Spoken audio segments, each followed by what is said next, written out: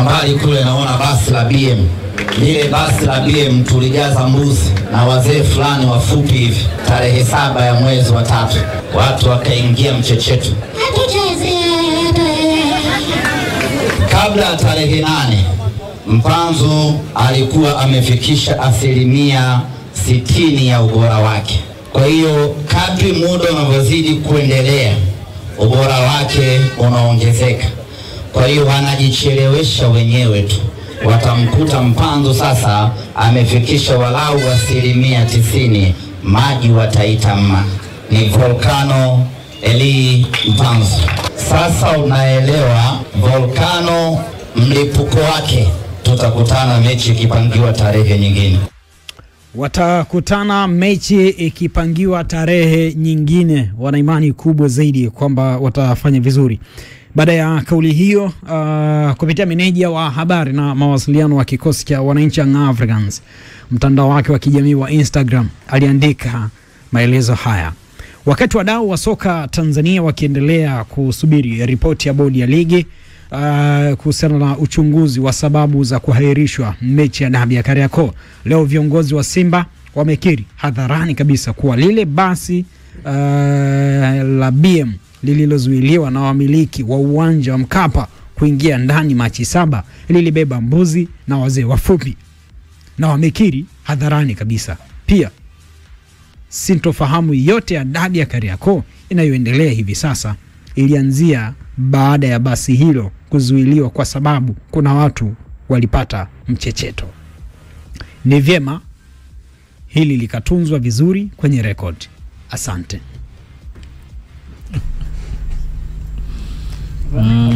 Tuondoke wizarani. Itakiwa sema naomba kuwasilisha. Tuondoke wizarani, turudi hapa. Inawezekana timing pia kwa Simba haikuwa sahihi kuzungumzia, au tutemu kwamba ilikuwa ni jokes tu. Lakini jokes wakati gani? Wakati kesi inaendelea. Unajua hivi ni kesi kubwa vibaya sana. Okay. Ni kesi nzito.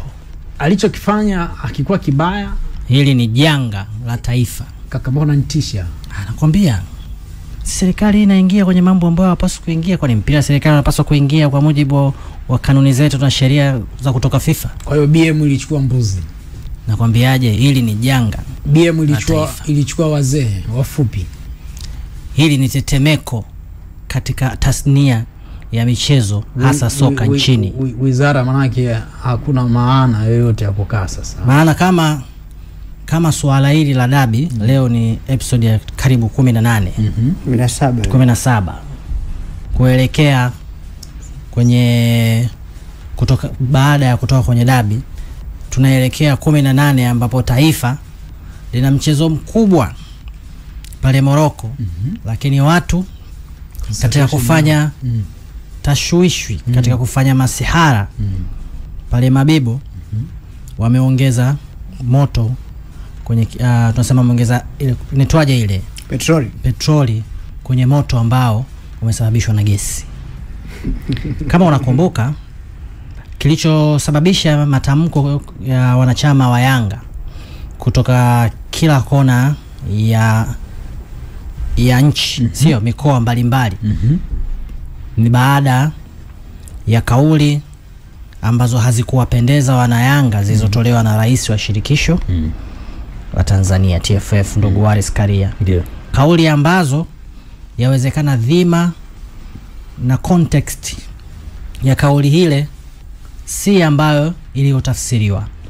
Lakini kwenye hii situation mlalamikaji ni Dar es Salaam Young Africans. Mlalamikaji maana yake yeye ndiye mwenye maumivu. Unitoneshapo mimi kidonda changu cha jipu, wewe unaona kama ulaini wa sponge. Mimi napata maumivu makali na kadhia.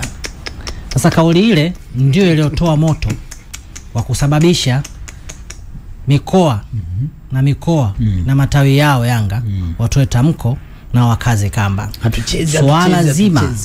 Swala zima la busara kwenye hii nchi kwenye nyanja kadha wa kadhaa tumekuwa tukifanya na tumekuwa tukiiona ikipunguza ama ikiondoa kadhia na uvunjifu wa amani na kurejesha amani ambayo ipo hii nchi. Sisi Tanzania tunasifika kabisa na nchi ya amani na busara na tunaambiwa mkubwa lazima asalimiwe na heshima. Kwa hiyo sisi swala la busara haliepukiki. Lakini unapoitafuta busara kwa mtu uliyemfanyia dosari, hupaswi kumkejeli hata kama na maskhara. Kwa hiyo naamini Ahmed Ally amewafanyia maskhara watani wake, lakini unapokuta mtu yupo kwenye maumivu msibani, hata kama mimi na wewe watani kwa dakika, kwa kipindi cha zama hichi, si rahisi mtu kumfanyia msala. Kwa hiyo nadhani, kwa hiyo hoja yako ni kwamba Simba hakupaswa kufanya jokes, yes, yani huwezi ambacho bado hatujapata ufumbuzi. Tena kama haitoshi, hii ni sensitive matter. Issue ya kuhairishwa kwa mchezo, kutokochezwa kwa mchezo, kuhitajika kupangiwa tarehe nyingine mchezo huu wa dabi, umeifikisha issue mpaka kwa serikali kupitia wizara yake, na taarifa tunapewa Alhamisi tu hapa, siku mbili baada ya leo. Umepanga kukaa, serikali imepanga kukaa na wahusika wa mchezo huo, maana Simba na Yanga viongozi wake wamepanga kukaa na mamlaka za mchezo wa mpira wa miguu nchini, kwa maana TFF pamoja na bodi ya ligi, viongozi wao kutafuta suluhu ikitokea serikalini. Sasa wakati watu wanatafuta suluhu ya jambo zito kama hili, wa jambo ambalo limetengeneza janga na tetemeko la nchi kwenye eneo la michezo East Africa pia kwa ujumla, wewe unakwenda na kufanya mzaha. Kwa hiyo kama kiongozi nadhani kuna weledi fulani alipaswa kuwa nao, kufahamu timing and timeliness. Timing ni muda sahihi wa kuzungumza, timeliness ni kujua kipi ukizungumze wapi na kipi ukizungumze kwa wakati gani, kwenye engo gani. Kwa nadhani pamoja na hayo masahara halikuwa necessary kuzungumza hivi. Kaka, umeongea kwa uchungu sana, nakupa pole. Nimezungumza kama professional. Naomba nikupe maji kama professional. Chukua maji kidogo. Maji haya Kilimanjaro wanakunywa watu professional peke yake. Sawa, mambo shushie kidogo. Hivyo BM nakwambia nimezungumza kama professional. Shushia maji. Bwana, turudi sasa huko. Huyu bwana amechukua dakika chache hapa, alikuwa anaongea kwa uchungu. Yaani limemtoka. Mzalendo Bwana, wizara sasa. Hapana shaka hapa ndo tulikuwa tunahitaji sasa tuone kauli sasa upande wa serikali na kwani. Inaweza kani njia sahihi kufikia maridhiano. Maana hii ni meza sasa maridhiano. Tunakuelekea. Kwa maana hiyo bodi umeshindwa. Kanuni manake zimeshindwa kufanya kazi. Mimi binafsi kwenda huko sihitaji na wala siungi mkono na wala niko sitaki. Kwa sababu ni jambo ambalo naamini kimpira tu linaweza likamalizika. Na tumefika hapa ni kwa sababu watu ambao wako nje na mpira wamekuwa wakiingilia majambo. Au hawa ambao ndio wanatuongezea mpira wetu wakikosea mwanzoni wa jambo wamekuwa wakipeleka kule ili kuweza kuokoa. Kwa hiyo ndio shida imekuwa ikianzia hapo. Nilikuwa natamani ni jambo walimaliza wenyewe. Na kama wameweza kushindwa, kuna mamlaka za juu za soka, kwa sababu mwisho wa siku mpira hauishi TFF wala mpira hauishi kwa bodi ya ligi, unaendelea. Yaani kama bodi ya ligi iona yeye hawezi swala au amepanga kitu kimeshindikana, tungeona hatua zingine zinachukuliwa. Lakini kulipeleka huku hii michezo itaendelea kuwepo na kuwepo. Kuna kauli Mguta alitoa juzi kwamba Simba na Yanga zimeelewa vibaya, imefika wakati paka saizi wao wanashindwa kuziadhibu. Halikuwa maanishi tu kipindi chake yeye. Ni tangu huko nyuma ama swala yapo hivi.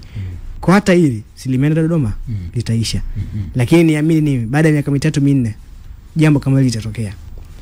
Pale ambapo utatamani ufuate kanuni, ufuate sheria, watu watakuletea reference. Mifano paka miaka 90 huko. Bwana wakafanya kwa hivi nyewe tukaacha. Sasa ili kulimaliza mimi niko naamini ndio mwaka kwanza kuanzia hapo tulimaliza kimpira mpira. Kama kuna mtu akuumia aumie, kama kuna mtu akufaidika afaidike, baada ya hapo tu ni mstari. Bwana, hii taarifa ya leo ilikuwa ni kwa mujibu wa Mwananchi newspaper. Lakini pia unaweza kuzungumzia pia Mwanasport wao wenyewe. Maana ndio waumiliki husika walitoa taarifa hii.